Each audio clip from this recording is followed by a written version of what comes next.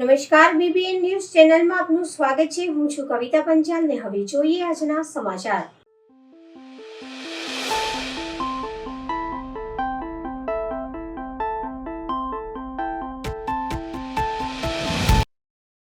Manmohan charitable ટ્રસ્ટનો ભવ્ય ગણેશોત્સવ. વડોદરામાં ગણેશોત્સવની પરંપરા અને ભવ્યતા અંગે વાત કરીએ તો મનમોહન ચેરિટેબલ ટ્રસ્ટનું નામ અગ્રણી સ્થાપક ધરાવે છે.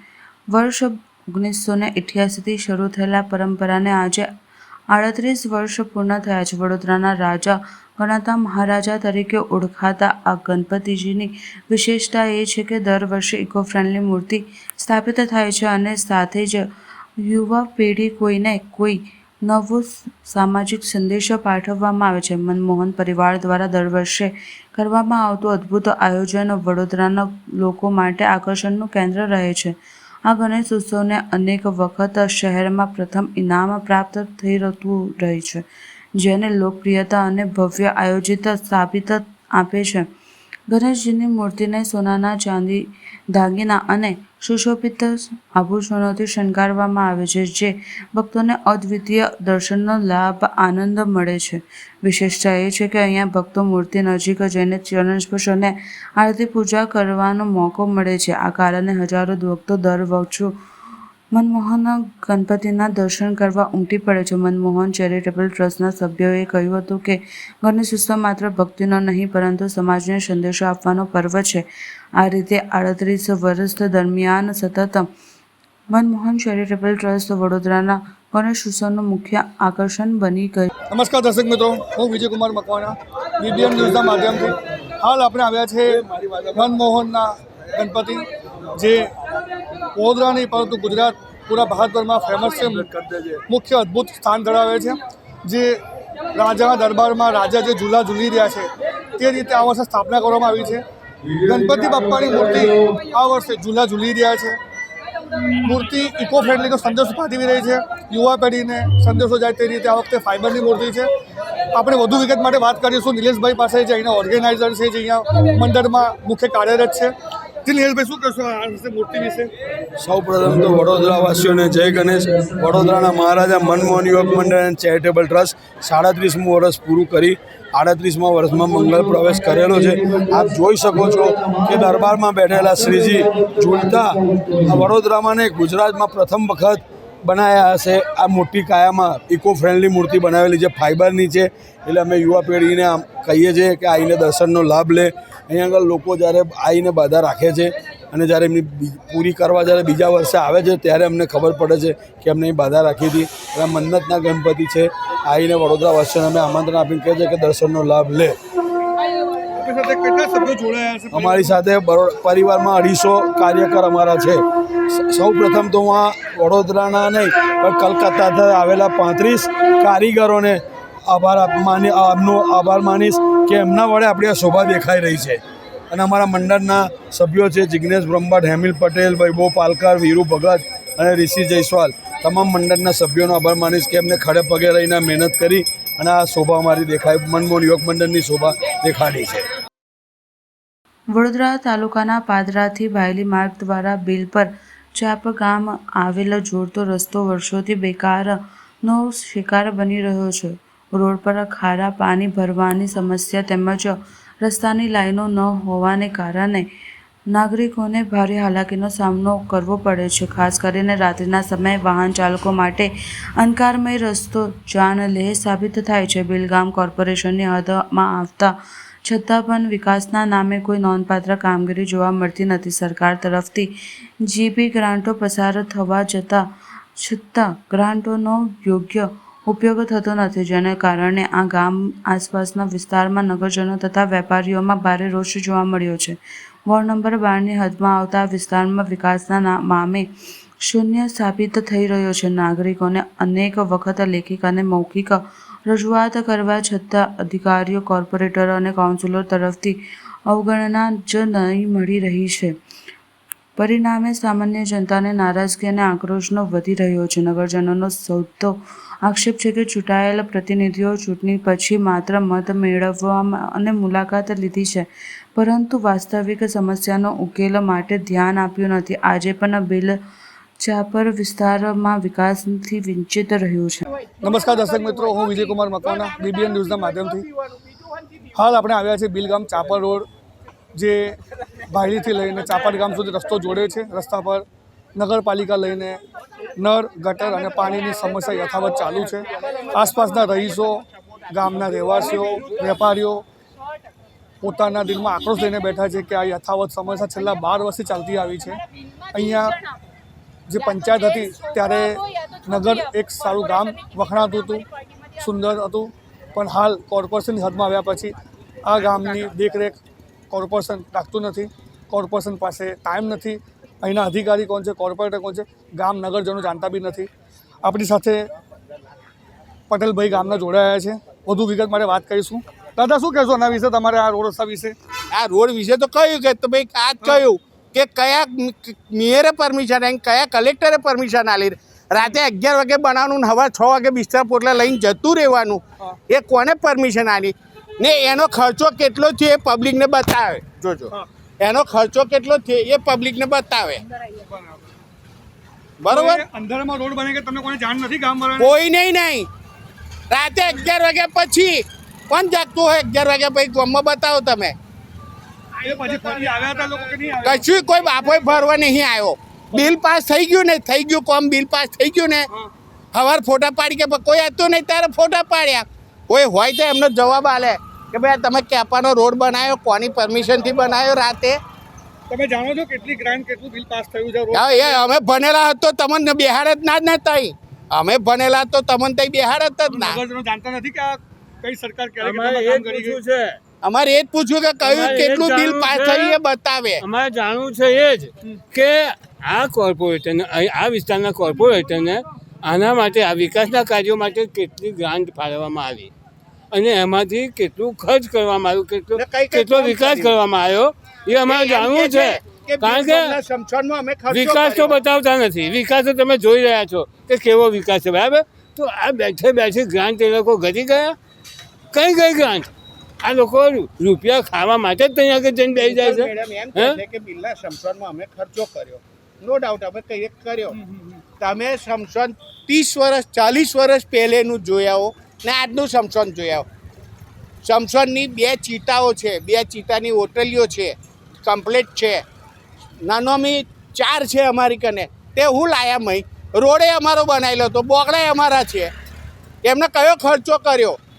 ખાલી એક 10,000ની ઓયડી ચની, 10,000ની ઓયડી ચની હોના માટે એમને પૈસા લેવા માટે ઓયડી ચની. તમારા હારું નહીં ચની. તઈ વાત પંચાયતમાં પહેલા વેરો રાજભાઈ પટેલ. એમાં એક વસ્તુ છે, મરી ગયો એના પૈસા લેવાના, એ એમને સારું લાગે. એમને કમ નહીં કહેતા કે ભાઈ એક જગ્યાએ નાનો જે કોઈ મરી જાય એની કીટ તમને અહીંથી આપવામાં આવશે. તમે 7,000 રૂપિયા કોર્પોરેશને મોહન પર ઉધાર્યા કે ભાઈ જેટલો મોહન બરે મારે તો બરે એટલાને 7,000. તક લાકડો અમારા બાપનો, નાનોમી અમારા બાપની જગ્યા અમારા બાપને, ભાઈ તમારું શું લા? તમારું શું?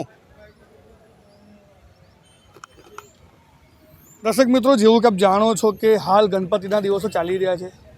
શું આ વિસ્તાર કોર્પોરેશનમાં નથી આવતો? શું અહીંથી ગણપતિ નીકળવાના નથી? તો ગણપતિ લઈને બી અહીંયા રોડ રસ્તાને સમારકામ કરવામાં નથી આવ્યું. સિટી વિસ્તારમાં રોડ બને છે, ખાડા પોરાય છે, ગણપતિની મૂર્તિઓ જઈ રહી છે મોટી મોટી. તો અહીંથી મૂર્તિ ક્યાં જશે? અહીંથી ગણપતિ ક્યાં લઈ જવામાં આવશે? તમે જાણો છો કે આ રોડ રસ્તા બતાવી દર્શક મિત્રોને કે આ રોડ પર ગણપતિ જઈ શકે એમ છે. અહીંથી ગણપતિની મૂર્તિ લઈ કેમ નહીં જવાની? આ તમે જોઈ શકો છો ખાડા રોડ પરના. હવે આ ગાડી જઈ રહી છે, દર્શક મિત્રોને લાઈવ દર્શન બતાવીશું કે અહીંથી ગાડી જવું, એ કહે છે ને અહીંથી ગાડી કાઢવી કેટલી મુશ્કેલી અનુભવાઈ રહી છે. હવે આ મૂર્તિ અહીંયા તૂટી શકે છે, પડી શકે છે, ખંડિત થઈ શકે છે.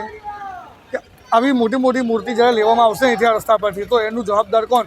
શું કોર્પોરેશનના સંદર્ભમાં નથી આવતું? શું આ તહેવારો આપણા માટે નથી? આવા નવા તહેવારો અહીંયા યથાવત રહેશે, ચાલતા રહેશે, પણ અહીંની જે ગંદકી છે, રોગચાળો છે, ખાડા છે, એને લઈને કોર્પોરેશનનું ધ્યાન દોરાતું જ નથી. કોર્પોરેશન જાણતી જ નથી. મકાઈનો લોટ લાઈન છોટસ ડીડેટીની જગ્યાએ મકાઈનો લોટ એ દવા લાવે અમેરિકન. અમે બેઠા ખાઈએ. અમે નહીં મરતા તો મચ્છર કઈ રીતે મરવાનું? અમે નહીં મરતા તો મચ્છર કઈ રીતે મરવાનું?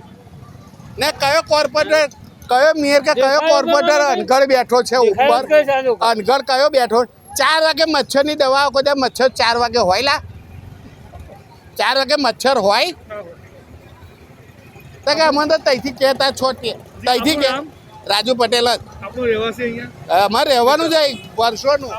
મારું નામ બાબુભાઈ વીર પરમાર, બાબુભાઈ વીર પરમાર. રહેવાસી હા, બીર ગામના રહેવાસી, અર્બન એટમાં. એ કહે છે ને અમે તલાવમાં તઈ શમશાનમાં ખર્ચો કર્યો.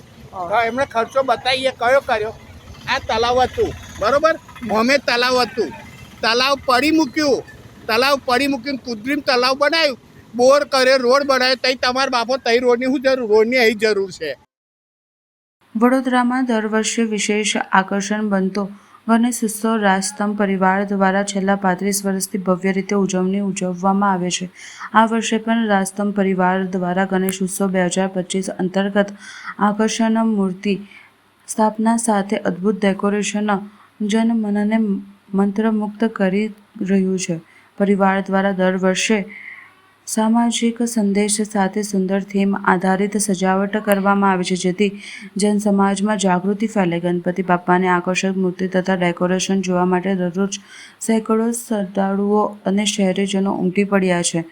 વર્ષોથી સતત ચાલી રહેલા પરંપરામાં રાજસ્તંભ પરિવાર દ્વારા માત્ર ધાર્મિક શ્રદ્ધા જ નહીં પરંતુ સામાજિક એકતા, પર્યાવરણ જગતમાં સ્વચ્છતા અને માનવ સેવા જેવા સંદેશો લોકો સુધી પહોંચાડે છે. આ વર્ષે પણ અનોખી થીમ આધારિત સજાવટ સાથે પંડાલમાં ગણેશજીની સ્થાપના કરવામાં આવી છે, જેમાં આધુનિક ટેકનોલોજી દ્વારા લાઇટિંગ તથા કલાત્મક સજાવટનું વિશેષ આકર્ષણ જોવા મળ્યું છે. પરિવાર સભ્યો તથા યુવા વર્ગના આયોજનમાં સક્રિયપણે જોડાય છે, જેનાથી ઉત્સવ સામાજિક સમરસતા અને ધાર્મિક એકતાનું પ્રતીક બને છે. 35 વર્ષથી ચાલતી આ પરંપરા વડોદરાના ગણેશોત્સવમાં વિશેષ સ્થાન ધરાવે છે અને જનમાનસમાં ભક્તિભાવ સાથે જાગૃતિનો સંદેશ પહોંચાડે છે.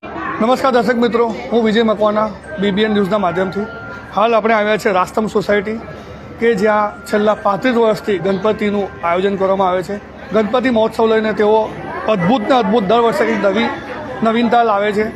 સુંદર સુશોભિત આ વર્ષે એમને શણગાર કર્યો છે. શ્રી યાન ચેરિટેબલ ટ્રસ્ટ દ્વારા તેઓ એક સંસ્થા ચલાવે છે જે રાજસ્તંભ પરિવાર સાથે એક પરિવારને જોડી રાખે છે.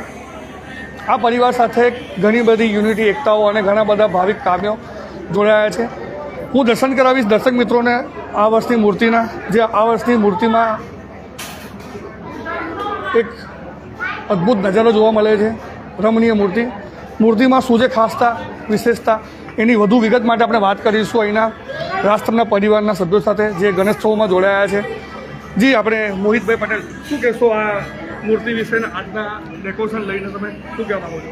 અમારા રાજસ્તંભ પરિવાર અને શ્રીયાન ચેરિટેબલ ટ્રસ્ટના સહયોગથી 35મું વર્ષે ગણેશ મહોત્સવ ઉજવવામાં આવ્યો છે, જે લોટસ વેસલની થીમ પર વર્ક કરે છે.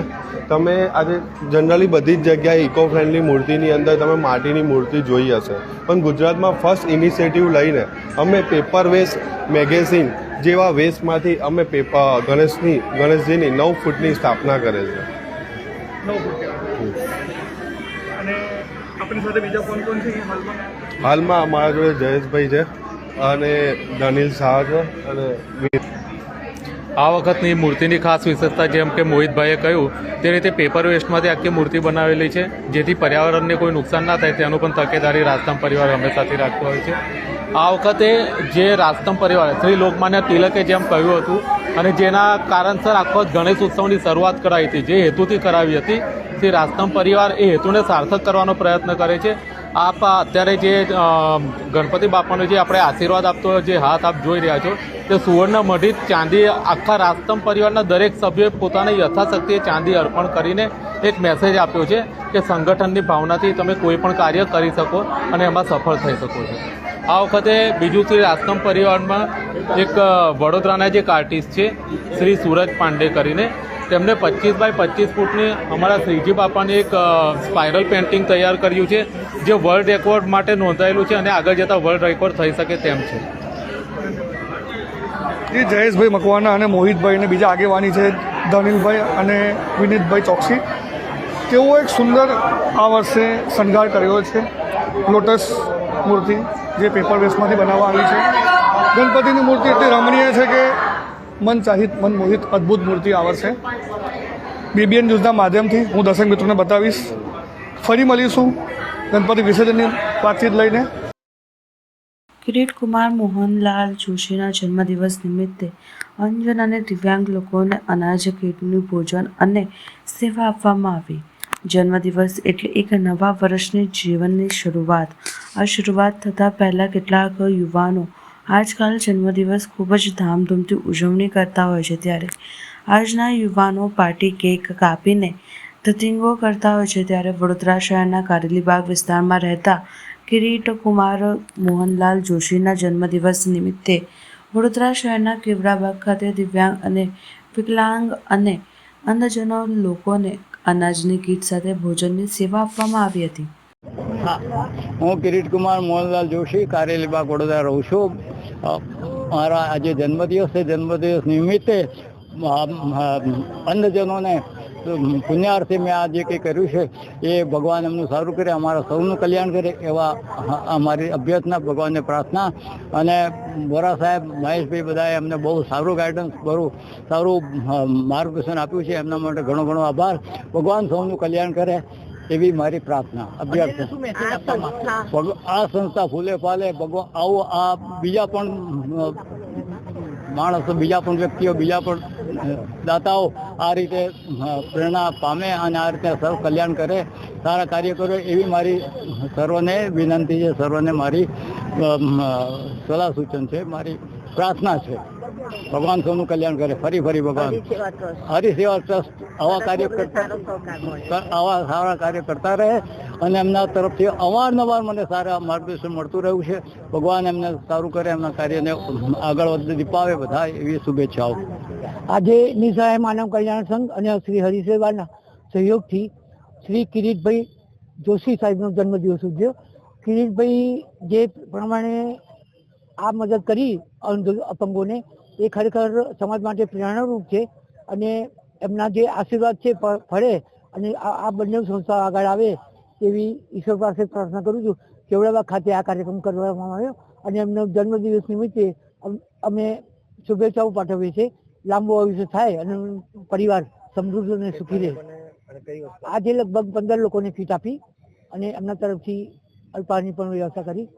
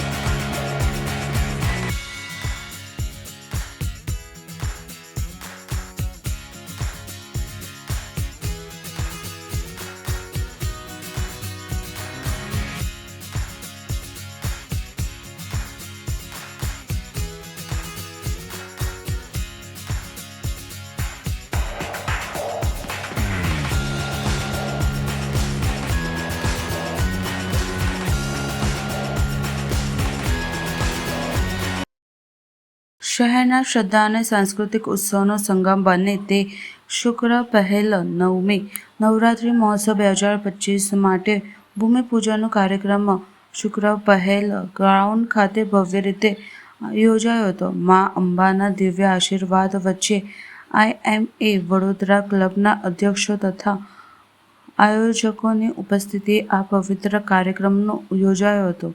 નવરાત્રિ મહોત્સવ માટે ખાસ તૈયાર કરવામાં આવેલ આ ગ્રાઉન્ડમાં 10,000થી વધુ શ્રદ્ધાળુઓ અને ગરબા રસિકો આવનારની ક્ષમતા અને આયોજકો તરફથી જણાવ્યું છે કે આ વખતનો મહોત્સવ માત્ર આધ્યાત્મિક જ નહીં પરંતુ સુરક્ષા અને વ્યવસ્થા મોરચે પણ હાઈટેચ બને છે.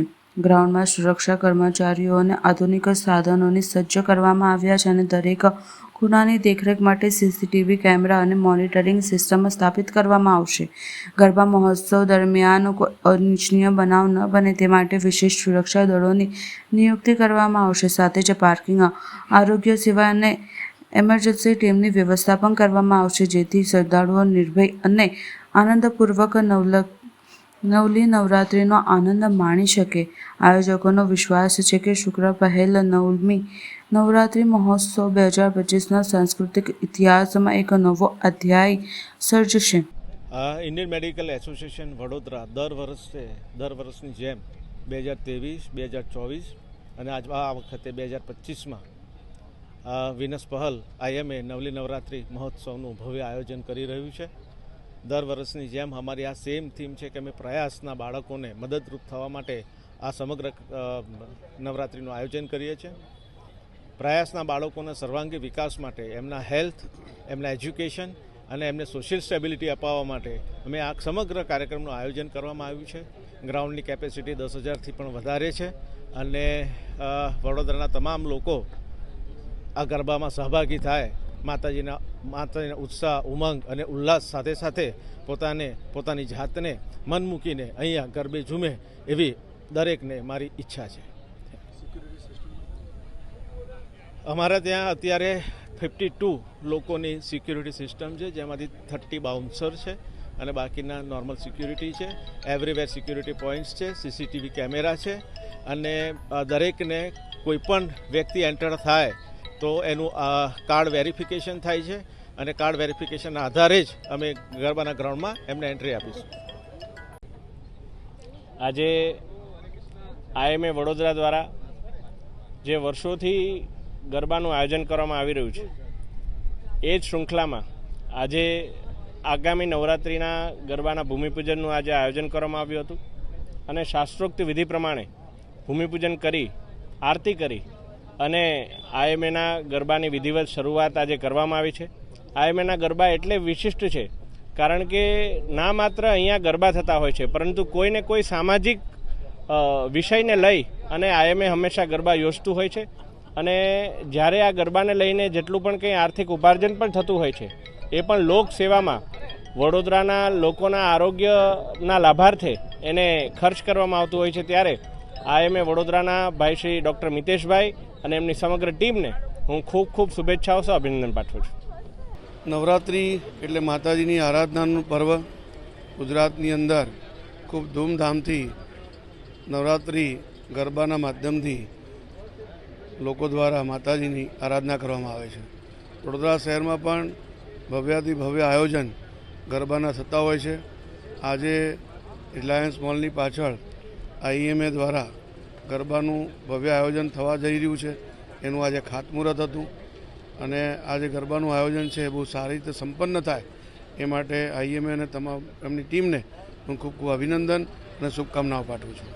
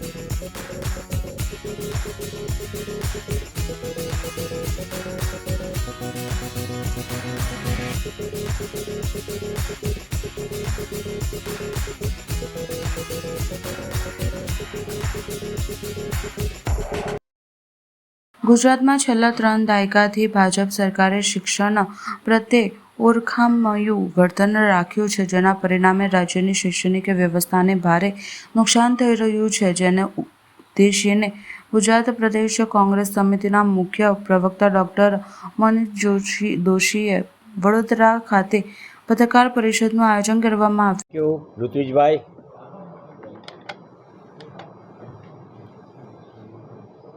Thank you Rutvijbhai. આજની વડોદરા શહેર જિલ્લા કોંગ્રેસ સમિતિ દ્વારા આ પત્રકાર પરિષદમાં વડોદરા શહેર કોંગ્રેસ સમિતિના સન્માનીય અધ્યક્ષ અને MS યુનિવર્સિટીના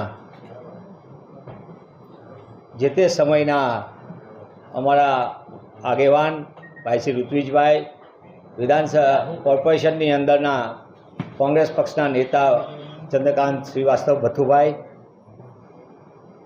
MS યુનિવર્સિટીના પૂર્વ સેનેટ સભ્ય, સિનિયર સેનેટ સભ્ય અને અમારા સાથી પ્રવક્તા ભાઈ શ્રી નરેન્દ્રભાઈ રાવત, ભાઈ હિરેનભાઈ, ભાઈ શ્રી ટેકનોલોજીના અમારા senate member professor Nikulbhai, senate સભ્ય કપિલભાઈ જોશી, અમર ગોમસે, NSY યુથ કોંગ્રેસના કેમ્પસની અંદર જેમણે લાંબા સમય સુધી કામ કર્યું તેવા તમામ સાથીદારોને અને પત્રકાર ભાઈ બહેનોને હું સ્વાગત કરું છું. ગુજરાતની અંદર શિક્ષણની સ્થિતિ સતત કથળતી જાય એ હવે નવી વાત નથી. તમારા માધ્યમોથી અનેક વખત એ મુદ્દા આવે છે કે કઈ રીતે શિક્ષણનો અધિકાર છીનવાઈ રહ્યો છે. એ શાળામાં હોય, કોલેજની અંદર હોય, પ્રવેશના પ્રશ્નો હોય, હંમેશા NSY યુથ કોંગ્રેસ અને કોંગ્રેસ પક્ષ લડતું આવ્યું છે. પણ આજ જે વાત કરવા આવ્યો છું, ગુજરાત પ્રદેશ કોંગ્રેસ સમિતિના સન્માનીય અધ્યક્ષ શ્રી અમિતભાઈ ચાવડા, કાર્યકારી અધ્યક્ષ શ્રી ઇન્દ્રવિજયસિંહ ગોહિલ સહિત અમે તમામ સેનેટ સિન્ડિકેટ સભ્ય અને શિક્ષણ ક્ષેત્રે કામ કરતાની એક અગત્યની બેઠક રાજીવ ગાંધી ભવન ખાતે મળી હતી. અને આ બેઠકનો હેતુ જે હતો કે રાજ્યના સામાન્ય મધ્યમ વર્ગના પરિવારોને શિક્ષણ ગુણવત્તાવાળું મળે, બેફામ ફી ઉઘરાવતી વ્યવસ્થા ઉપર રોક લાગે, શાળાઓની અંદર શિક્ષક નિમાય, કોલેજોની અંદર અધ્યાપક નિમાય અને સમગ્ર રીતે રાજ્યનું ચાલક બળ જે શિક્ષણ વ્યવસ્થા કહેવાય એને સુધારવા માટે કોંગ્રેસ પક્ષ દ્વારા શિક્ષણ બચાવો અભિયાન શરૂ કરવામાં આવ્યું છે. ત્યારે આજે વડોદરાની એ ઐતિહાસિક જગ્યા જે MS યુનિવર્સિટી મહારાજા સયાજીરાવ ગાયકવાડ એ દ્રષ્ટિવંતા રાજવીએ શિક્ષણનો અધિકાર આપીને સમગ્ર ભારતની અંદર એવી પ્રસિદ્ધ MS યુનિવર્સિટીની સ્થાપના કરી. મહારાજા સયાજીરાવે આપણે એ પણ ઇતિહાસના પન્ને લખેલું છે કે ડૉક્ટર બાબા સાહેબ આંબેડકરને શિક્ષણના અધિકાર તે સમયે તેમણે એક પહેલ કરીને કઈ રીતે શિક્ષણની વ્યવસ્થામાં મદદ કરતા બનાવે અને આખા દેશને આપણને બાબા સાહેબ જેવી ભેટ મળી, એમાં પણ મહારાજા સયાજીરાવનું આખું ઇતિહાસના પન્ને લખેલું છે. ત્યારે આ વાતથી તો વાકેફ છીએ. હું આપની સમક્ષ 4-5 મુદ્દાઓ મૂકીશ અને તમને અમારા ભાઈ નિકુલ અને અમારી ટીમ તમને આખી સંપૂર્ણ વિગત સાથે બધી વિગતો તૈયાર આપશે. પણ મૂળભૂત વાત, યુનિવર્સિટીનું કામ પ્રવેશ, પરીક્ષા, પરિણામ અને પદવી, આ ત્રણેય કામ મુખ્ય કામ કહેવાય. પ્રવેશ તો જીકાસના નામે ધાંધ્યા, કઈ રીતે 4 મહિના સુધી ધોરણ 12ના પરિણામ આવ્યાને 4 મહિના જેટલો સમય થયો. આજે પણ વિદ્યાર્થીઓ પ્રવેશ વિના રઝળી રહ્યા છે, ભટકી રહ્યા છે અને લટકી રહ્યા છે. ત્યારે સાથે સાથે એમાં વિસંગતતાઓ પરિણામમાં કઈ રીતે થાય, તમે કેમ્પસમાં જોતા હશો, તમે બધા જાગૃત પત્રકાર છો, વારંવાર જોતા હશો કે યુનિવર્સિટીના ગોટાળા કઈ રીતે મેરિટમાં ગોલમાલ થાય, પરીક્ષામાં ગોલમાલ થાય, પેપરો ફૂટે, પેપરો બદલાઈ જાય. આ બધી વિગતો પણ આપણી સામે આવી છે. જે MS યુનિવર્સિટી અવ્વલ નંબરની ગણાતી હતી એ MS યુનિવર્સિટી આજે 2021માં NIRFના રેન્કિંગ પ્રમાણે 90મા ક્રમાંકની હતી, 176મા ક્રમાંકે પહોંચી ગઈ. એટલે કે શિક્ષણનું સ્તર નીચે ગયું છે. અને એ પણ કોઈ નહીં, ભારત સરકારની રેન્કિંગ માટેની જે વ્યવસ્થા છે એને આપેલા આંકડા છે. આ કોંગ્રેસની સરકારે આપેલા આંકડા નથી. એની સાથે સાથે તાજેતરમાં યુનિવર્સિટીની જ બાબતોની જ્યારે હું વાત કરી રહ્યો છું, યુનિવર્સિટીની અંદર કોન્ટ્રાક્ટના આધારે મોટા પાયે ભરતી, એડહોકના નામે ભરતી, કાયમી ભરતી કરવાની નહીં, ત્યારે સુપ્રીમ કોર્ટનો તાજેતરનો ચુકાદો આવ્યો છે. સુપ્રીમ કોર્ટની અંદર સરદાર પટેલ યુનિવર્સિટીનો આપણી નજીક જ વડોદરાથી આણંદ જતા જ RSS અને ભાજપ સાથે સંકળાયેલા ABVPના તે સમયના રાષ્ટ્રીય અધ્યક્ષ રહી ચૂકેલા એવા પ્રોફેસર કુલકર્ણી, તેનો પણ સુપ્રીમ કોર્ટે આદેશ કર્યો કે આમની શૈક્ષણિક લાયકાત, અનુભવ એ યુનિવર્સિટી ગ્રાન્ટ કમિશનના ધારાધોરણ પ્રમાણે નથી અને એમને પદ ઉપરથી દૂર કરવાની સુપ્રીમ કોર્ટના આદેશ પછી ફરજ પડી. આખી વાત કહેવા પાછળનો આશય એ છે કે RSS અને ભાજપ શૈક્ષણિક વ્યવસ્થામાં સારાને બદલે એમની વિચારધારાઓના અને ગુણવત્તા વગરના નમસ્તે કરતા લોકોને મૂકીને રાજ્યની શૈક્ષણિક વ્યવસ્થાને ખાસ કરીને ઉચ્ચ શિક્ષણને ગંભીર નુકસાન કર્યું છે. આવું એક નહીં, રાજ્યની અનેક યુનિવર્સિટીઓમાં યુનિવર્સિટી ગ્રાન્ટ કમિશનના ધારાધોરણનું ઉલ્લંઘન કરીને કુલપતિ નિમાણા છે ભૂતકાળમાં, અને અત્યારે પણ સરકાર એ દિશામાં કામ કરી રહી છે. એ આપણા સૌના માટે ચિંતાજનક છે. સમાચાર કાલે ફરી મળીશું આ સમયે આ ચેનલ પર. ત્યાં સુધી સમગ્ર BBN ન્યૂઝ ચેનલની ટીમને રજા આપશો. નમસ્કાર.